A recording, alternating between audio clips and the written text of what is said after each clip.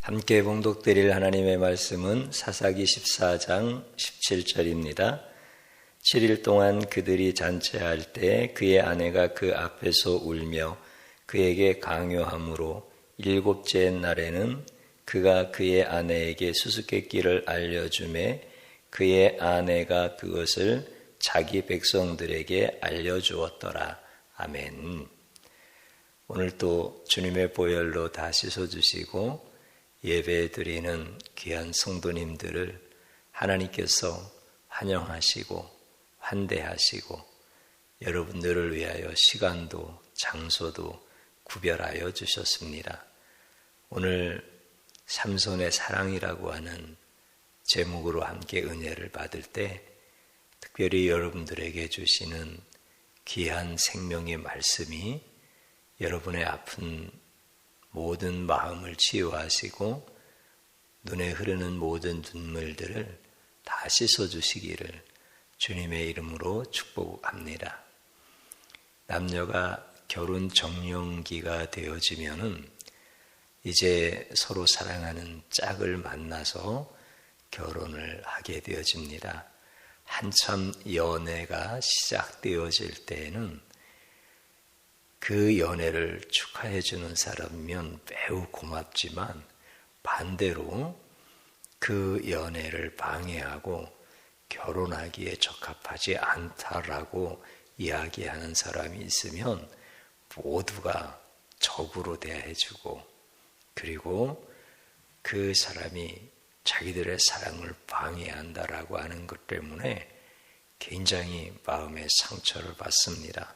심지어는 부모님이 반대를 하면 부모님의 말씀을 따르는 것이 아니라 부모에게까지도 적대감을 갖고 왜 우리의 결혼을 해방하느냐라고 하면서 그 두 사람의 결혼을 방해하는 것은 이 세상에 아무것도 존재하지 않는다라고 이렇게 생각을 하게 됩니다. 그 남녀가 좋아서 사랑하게 될 때는 자기를 위한 눈물을 흘리는 것이 아니라 상대를 위한 눈물을 흘리고 자기를 위한 마음으로 살아가는 것이 아니라 상대를 위한 마음으로 살아가게 되어집니다. 그렇게 사랑하여서 결혼을 하게 되어지는데 그 사랑이 계속 가느냐면 그렇지 않습니다. 그 사랑도 식어지고 그 사랑도 뜨거웠던 그 시간이 지나고 나면 차가워지는 그런 시간이 옵니다. 그때 흘리는 눈물은 상대를 위해서 흘려주는 눈물이 아니라 자기를 위하여 흘리는 그런 눈물이 되어지게 됩니다. 모든 인간들은 눈물을 흘립니다. 그런데 그 눈물의 의미와 그 눈물의 상대는 다 다릅니다. 그래서 인간들이 흘리는 눈물은 참된 눈물도 있고 거짓 눈물도 있습니다. 성공해서 성취의 눈물도 있고 실패의 눈물도 있습니다. 또 감격의 눈물도 있고 아픔의 눈물도 있습니다. 배신과 미움의 그런 눈물도 인간에게는 있습니다. 매우 다양한 눈물을 다양한 상황 속에서 눈물을 흘리며 살아가고 있습니다. 인간의 눈물은 그렇기 때문에 겉과 속이 다른 눈물입니다. 우리가 인생을 살다 보면 그런 생각이 들 때가 있습니다. 사람이 막 울면 동정이 생기고 또 울면서 부탁하는데 거절하지 못하는 경우 많지 않습니까? 그런데 그 눈물의 진실성을 파악하지 못하면 눈물로 부탁한 것 때문에 크게 인생의 낭패를 보는 경우가 한두 번이 아닙니다. 그래서 인생을 살다 보면 애절하게 흘리는 눈물 같지만 상대를 무너뜨리고 상대의 가정을 깨트리는 이런 눈물이 되어질 수도 있습니다. 삼손은 수수께끼를 냈습니다. 30명의 블레셋 청년들에게 수수께끼를 냈는데 기한은 7일을 주게 되어집니다. 7일 동안 못 마치면 그들이 내기를 했기 때문에 삼손에게 그들은 베옷 30벌과 겉옷 30벌을 줘야 됩니다. 그들이 이리저리 아무리 궁리를 해도 맞출 수 있는 재간이 없는 거예요. 그들이 꾀를 낸 것이 뭐였습니까? 삼손의 아내에게 찾아가서 당신의 남편에게 수수께끼의 답을 알려달라고 해라. 그렇지 않으면 당신과 당신 아버지의 집을 다 불살라버리겠다. 이렇게 협박을 하는 거잖아요. 그러니까 삼손의 아내가 자기 집이 빚더미에 앉더라도 왜 빚더미에 앉지요? 겉옷 30벌과 베옷 30벌을 줘야 되니까. 설령 그렇다 할지라도 다 불타서 잿더미가 되는 것보다는 낫겠다 하여서 삼손에게 가서 막 애원하는 겁니다. 좀 알려주세요. 삼손이 자기 부모에게도 알려주지 않은 거니까 당연히 안 알려주겠죠. 근데 이제 애원하는 정도가 아니라 막 강청을 하고 나중에는 막 강요를 하고 그러면서 그렇게 눈물을 흘리면서 알려달라고.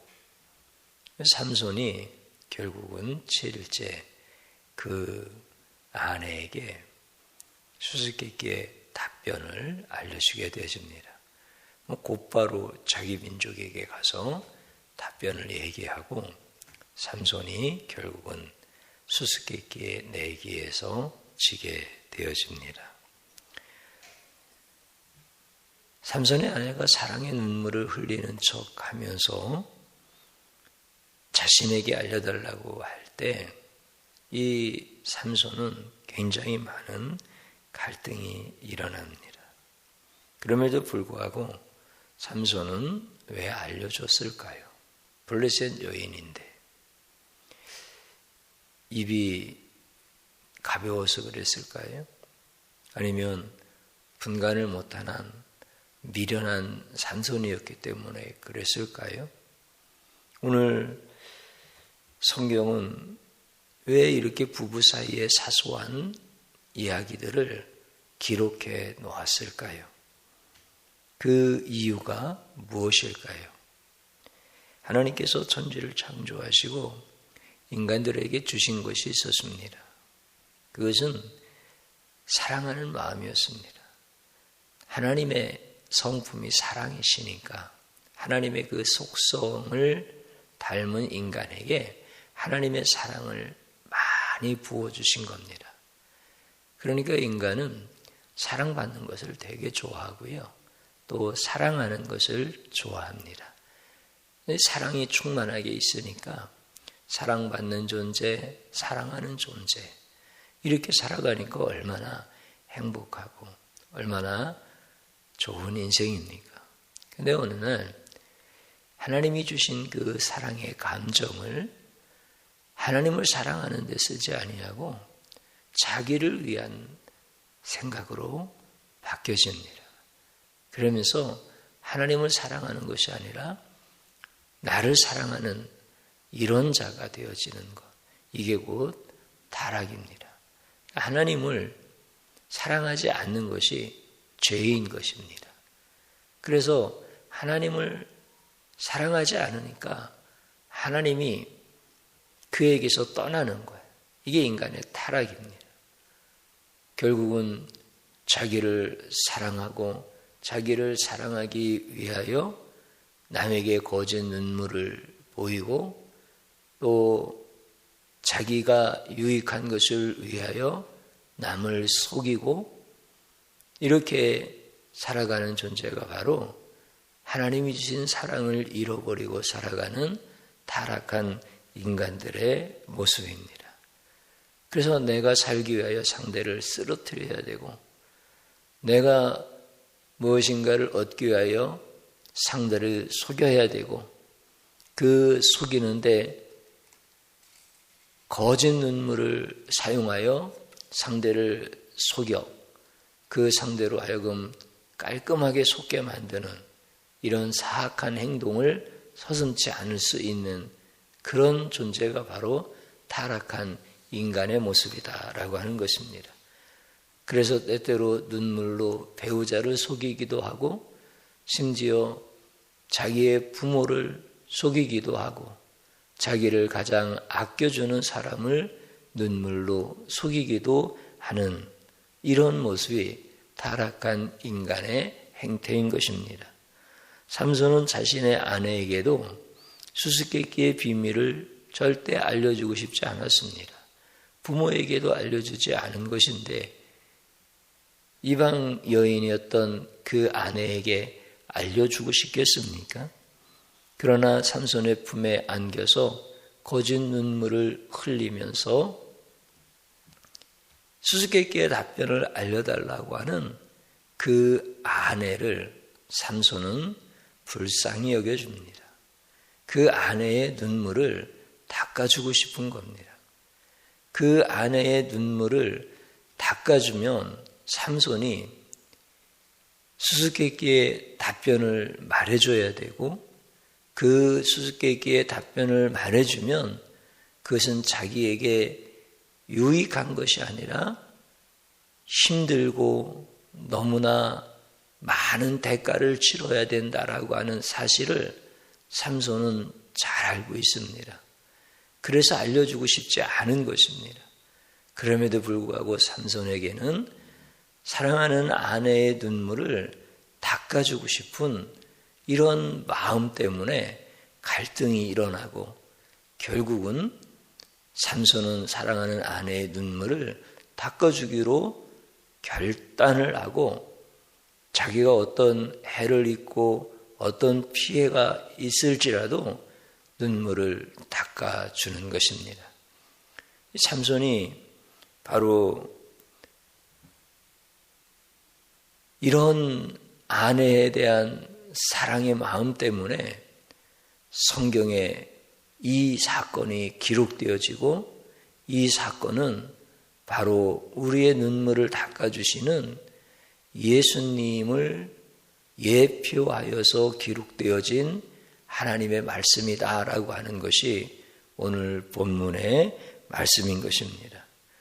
인간들은 하나님을 사랑하지 않고 하나님을 마음에서 버렸지만 하나님은 그들을 긍휼히 여기시고 끝까지 사랑하시고 그들에게 하나님의 사랑을 회복시켜주고 싶어 하시는 분이 하나님이십니다.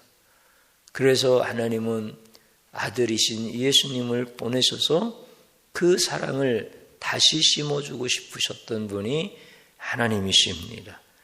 그래서 삼손이 눈물을 닦아주는 것은 곧 우리가 죄로 인하여서 그 죽음에 대한 공포의 눈물을 흘리며 살 수밖에 없는 이 인간 죄인을 우리 예수님께서 오셔서 그 눈물을 닦아주시고자 하시는 예수님의 사역에 대한 놀라운 예표적인 사건이 오늘 본문의 말씀인 것입니다. 예수님이 이 땅에 오신 것은 명예와 다른 어떤 명성을 얻기 위해서 오신 것이 아닙니다. 예수님은 본래 하늘에서 영존하시는 아버지로 존재하십니다. 그분이 하늘의 영광을 다 버리고 이 땅에 오신 것은 영광을 얻으려고 오신 것이 아니라 우리의 눈물을 닦아주시려고 오신 것입니다. 예수님께서 우리의 눈물을 닦아주실 때는 그냥 눈물만 닦아주시는 것이 아닙니다. 삼손이 사랑하는 아내의 눈물을 닦아주기 위해서는 자기에게 커다란 손해가 있고 위험이 있는 것처럼 예수님이 우리의 눈물을 닦아주실 때에는 예수님은 십자가에서 죽으셔야 됐습니다.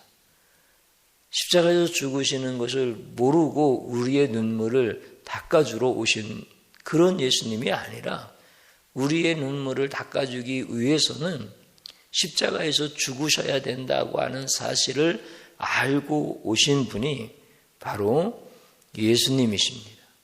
그래서 예수님은 우리의 모든 죄를 다 사하실 수 있는 권세를 가지고 오신 것입니다.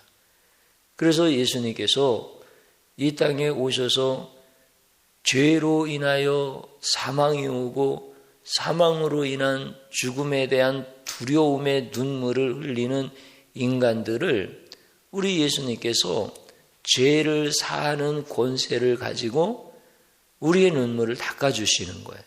성경에 보면 그러나 인자가 땅에서 죄를 사하는 권세가 있는 줄을 너희로 알게 하려 하노라. 마가복음 2장에 있는 말씀입니다.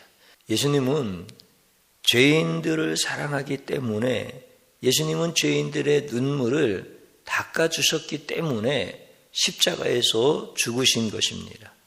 십자가에서 죽으셔야 했고 대신 울어야만 죄인들의 눈물을 닦아주실 수가 있었습니다. 만약 의인을 살렸다면 예수님은 울지 않아도 되고 예수님은 죽지 않아도 됩니다. 그러나 예수님은 의인이 아니라 죄인을 이 땅에서 버림받은 저주받은 그 죄인을 살려주고 그들의 눈물을 씻어주기 위하여 예수님은 울어야 됐고 예수님은 죽어야 됐던 분이십니다.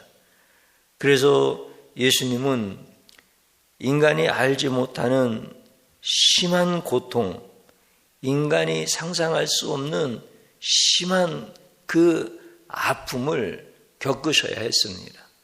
그래서 예수님께서 십자가에서 자신은 버림당했다라고 이렇게 부르짖으십니다. 엘리 엘리 라마 사박다니. 이것을 번역하면 나의 하나님 어찌하여 나를 버리셨나이까, 이런 뜻입니다. 그러니까 예수님은 철저하게 우리 하나님께로부터 버림을 받았다라고 부르짖는 거예요. 예수님은 한 번도 사람들에게 버림을 당했다라고 말씀하신 적이 없습니다. 예수님은 우리의 눈물을 닦아주시고 눈물을 닦아주시기 위하여 그분이 대신 울어야 되고 우리의 죄를 사하시기 위하여 그분이 대신 죽어야 됐기 때문에 나 때문에 우신다, 나 때문에 죽는다 말씀하신 적이 없습니다. 그러나 우리의 죄와 우리의 저주를 다 대신하여 예수님께서 죽으셔야 됐기 때문에 하나님께 버림받았다라고 그렇게 탄식하면서 부르짖었던 그 예수님의 모습을 우리는 잘 알고 있습니다. 예수님은 하나님의 우리에게 내린 진노를 대신 받으신 겁니다. 그렇기 때문에 예수님은 하나님께 버림받음으로 우리 인간은 감히 상상할 수 없고 알 수 없는 그 고통과 아픔을 당하셨던 것입니다. 사랑하는 나사로가 죽었을 때 예수님은 나사로에게 찾아갔습니다. 마르다와 마리아가 자기의 오라버니가 죽은 것으로 인하여서 굉장히 슬퍼합니다. 마르다는 예수님의 발밑에서 엎드려 울고 마리아는 집에서 웁니다. 예수님께서 그 자매와 또 다른 유대인들이 우는 것을 보시고 예수님의 마음이 너무 비통하셨습니다. 그래서 예수님도 함께 눈물을 흘리셨다라고 성경은 기록하고 있습니다. 예수님은 그들의 눈물을 닦아주고 싶으셨습니다.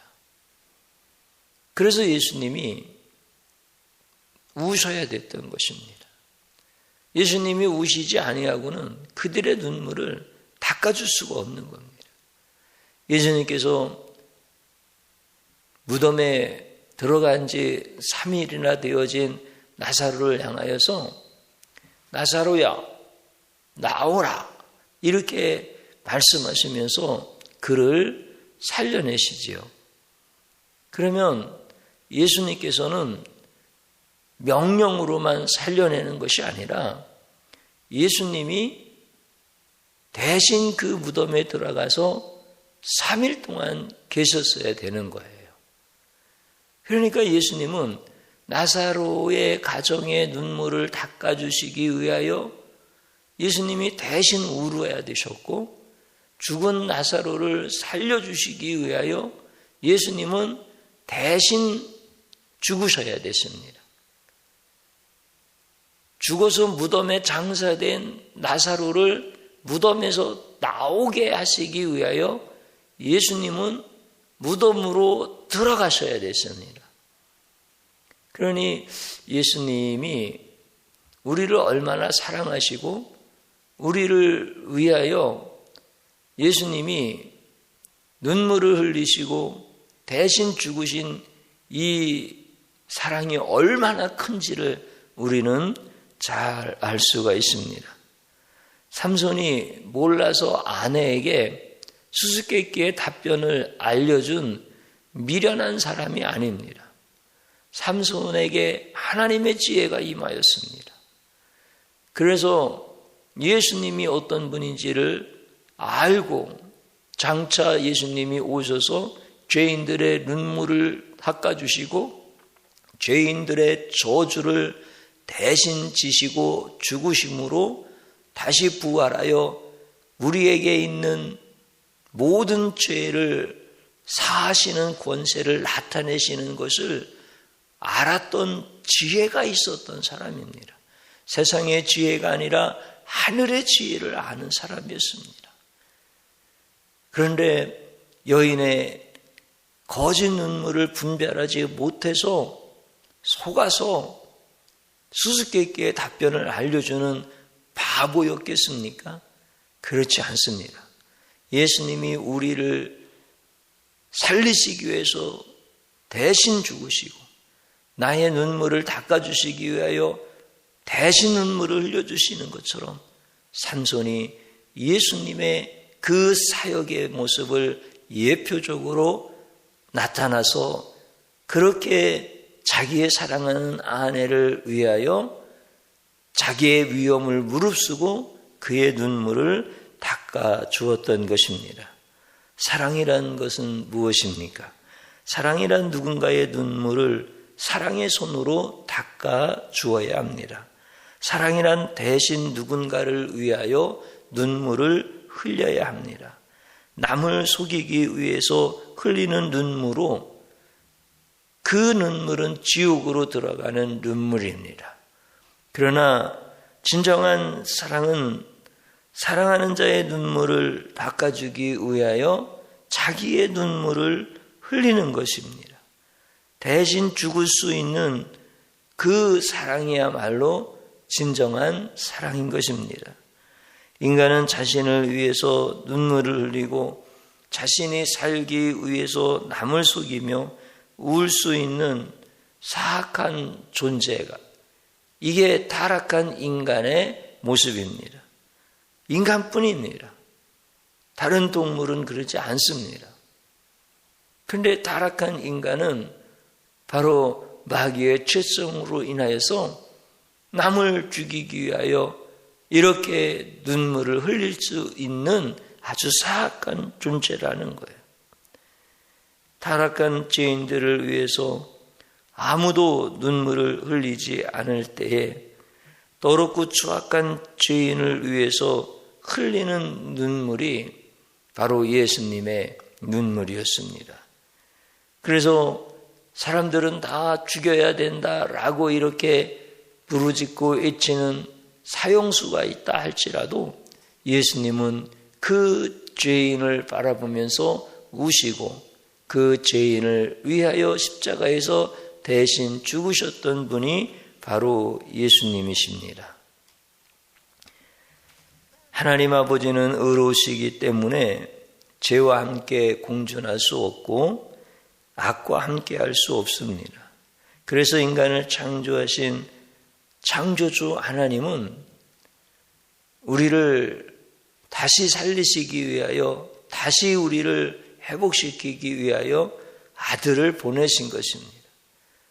그래서 우리에게 있는 그 모든 죄를 예수님께 다 전가시켜서 예수님은 나무에 달려 저주로 돌아가시는 이런 하나님의 아들이 되게 하신 것입니다. 그것은 우리의 눈물을 닦아주시는 하나님의 계획이요, 우리의 사망의 권세를 깨뜨리고 다시 살려내시는 하나님의 놀라운 사랑의 섭리인 것입니다. 그 예비하신 시점이 우리가 타락하기도 전에 하나님은 전능하셔서 그것까지도 다 계획해 놓으시는 이런 사랑의 하나님이신 것입니다.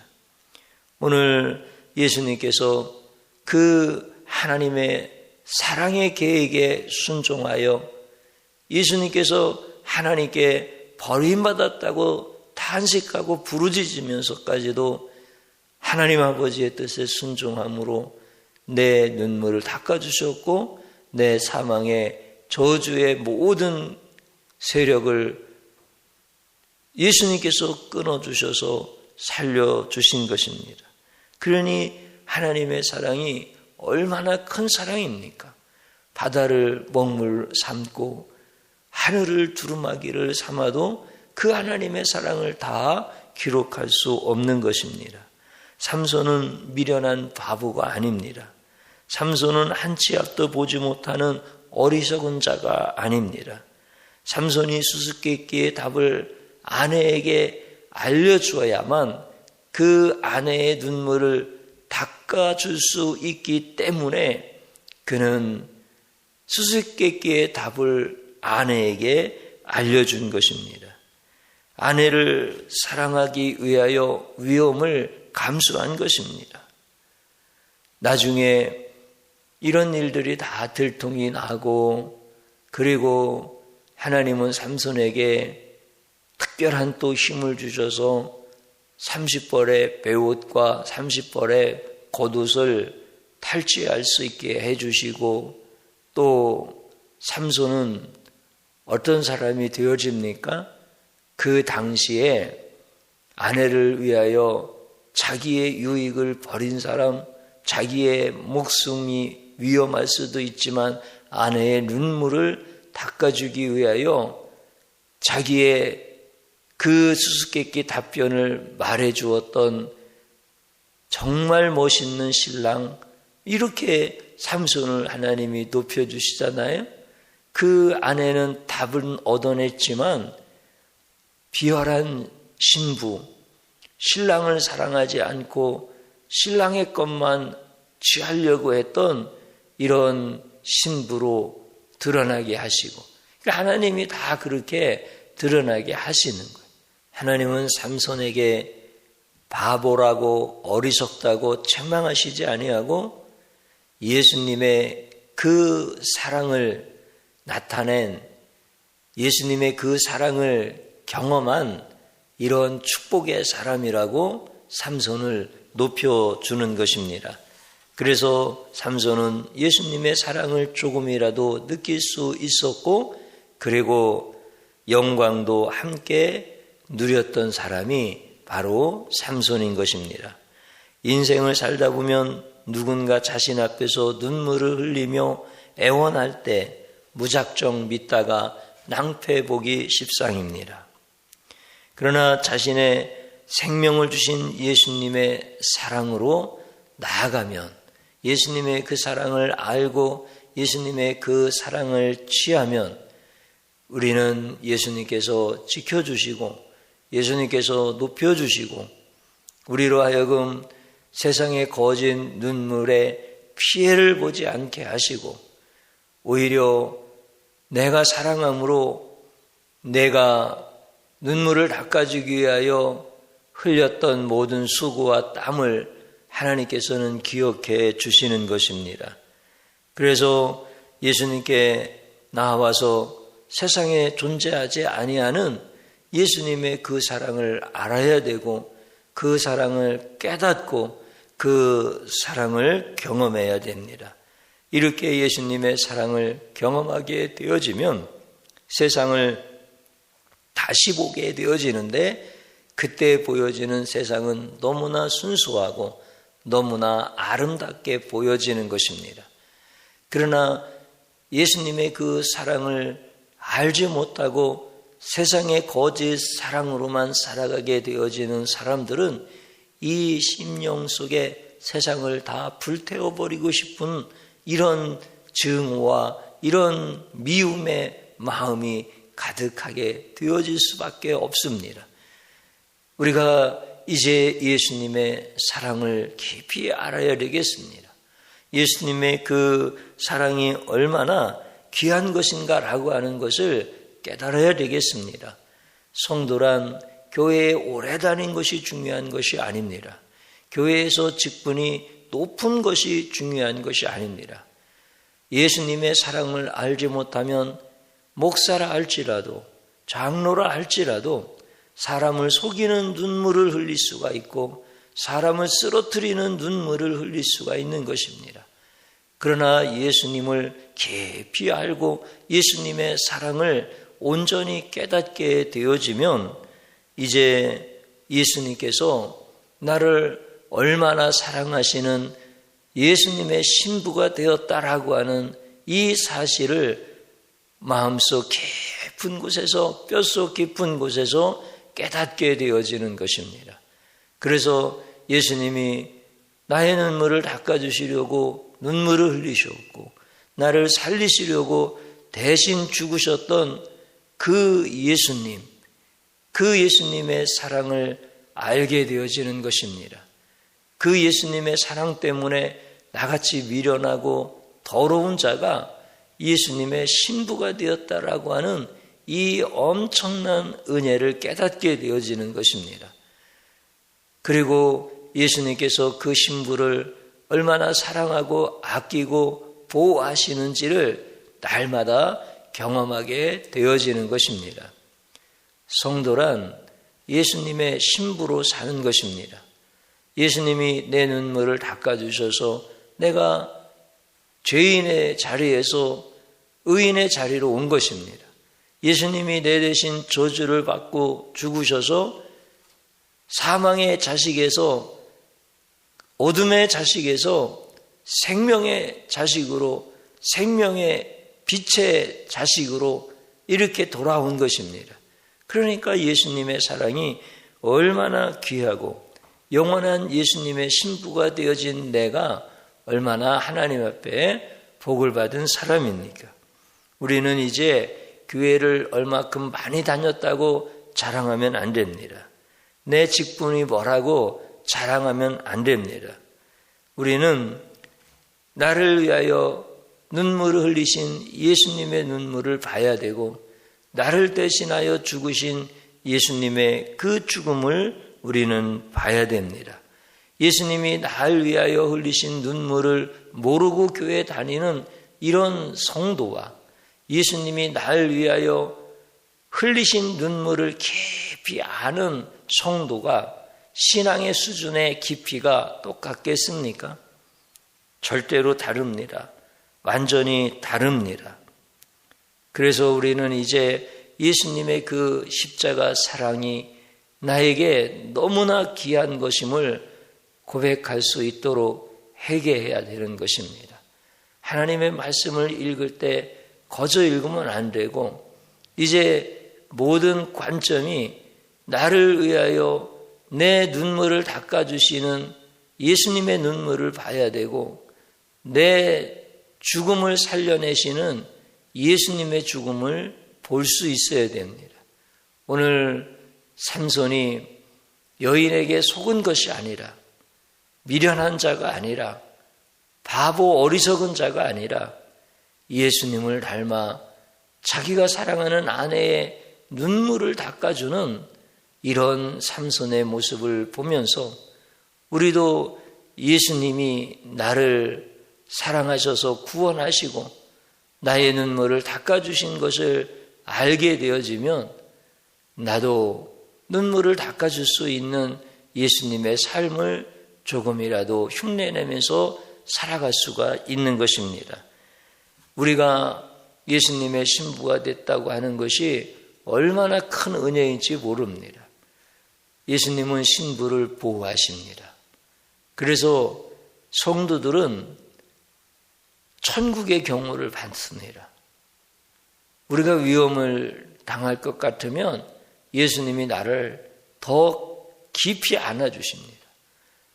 우리가 도저히 그 위험에서 벗어날 수 없을 지경에 이를 것 같았지만 우리 예수님은 나를 품에 안으시고 빛보다도 더 빠른 속도로 그 위험의 자리를 빠져나가시게, 그렇게 예수님이 나를 사랑하십니다. 그러니 얼마나 그 사랑이 귀하고 그 사랑이 얼마나 큰지 모릅니다. 그 모든 사랑이 기록된 게 성경이기에 우리는 성경을 자주 읽어야 되고, 그리고 예수님의 사랑이라고 하는 관점에서 읽어야 되고, 설교를 들으면서도 삼손의 수수께끼 사건 속에서도 예수님을 예표하는 그 깊은 이면 속에 예수님의 사랑을 증거하려고 하는 이 성경 말씀이 풀어져야 되는 것입니다. 그렇게 되어질 수 있도록 여러분들이 성경을 읽으셔야 되고, 그리고 그 성경에 기록되어진 예수님의 사랑을 깊이 체험할 수 있기를 축복합니다. 오늘 우리는 예수님의 신부가 되었습니다. 삼손이 그의 아내의 눈물을 닦아주는 것처럼 예수님이 내 눈물을 이미 닦아주셨고 지금 닦아주시는 것입니다. 예수님이 무슨 손해가 날까봐 내 눈물 안 닦아주시겠습니까? 예수님이 어디가 더러워질까봐 내 눈물을 안 닦아주시겠습니까? 예수님이 세상의 어떤 눈치를 보기 위하여 내 눈물을 안 닦아주시겠습니까? 그렇지 않습니다. 예수님은 사랑하는 신부의 눈물은 자기의 목숨을 십자가에 던져서라도 닦아주시는 분이 나의 신랑이신 예수님이신 것입니다. 그 예수님의 사랑으로 여러분들이 충만하시기를 주님의 이름으로 축원합니다. 저를 한번 따라서 해보시기 바랍니다. 예수님의 사랑은 외면하고 세상의 거짓 사랑을 구한 미련한 죄를 용서하소서. 아멘. 또 한번 따라서 하시기 바랍니다. 나의 눈물을 닦아주시려고 십자가에서 대신 죽은 예수님의 사랑을 주소서. 아멘. 또 한번 따라서 하시기 바랍니다. 세상의 거짓 사랑밖에 모르면 내 눈물을 내가 닦아야 하고 예수님의 십자가 사랑을 알면 내 눈물을 예수님이 닦아주신다. 아멘. 주님 한번 부르고 기도하겠습니다. 주여, 주님께서 은혜 주셔서 오늘도 귀한 생명의 말씀을 붙들고 기도합니다. 내가 예수님의 사랑을 몰라서 세상의 사랑만 구하였던 죄악을 용서하소서.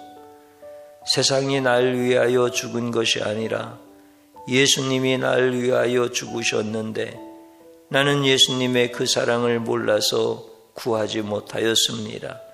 이 패역한 죄악을 용서하여 주시고 이제 날 위하여 눈물을 흘려주시고 십자가에서 죽으신 예수님을 구하게 하옵소서. 예수님의 눈물을 구하게 하시고 예수님의 부활의 생명을 구하게 하여 주옵소서. 주님이시여, 이 험한 세상, 거짓 눈물을 흘리며 나를 넘어뜨리려고 하는 이 악한 세상 앞에서 내 눈물을 내가 닦는 어리석은 자가 아니라, 미련한 자가 아니라 내 눈물을 닦아주시는 예수님을 알게 하시고 내 눈물을 닦아주시는 예수님과 동행하게 하여 주옵소서. 예수님의 이름으로 기도드리옵나이다. 아멘.